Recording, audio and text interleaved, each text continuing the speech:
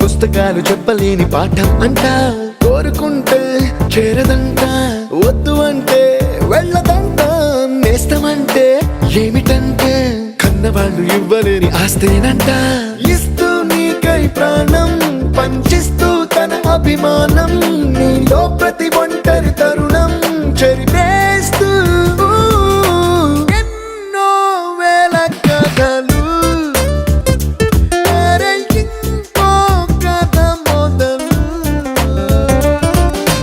छोटी छोटी छोटी छोटी छोटी छोटी बातें, छोटी छोटी बातें बातें, मीठी मीठी मीठी मीठी मीठी मीठी यादें, मीठी मीठी यादें यादें.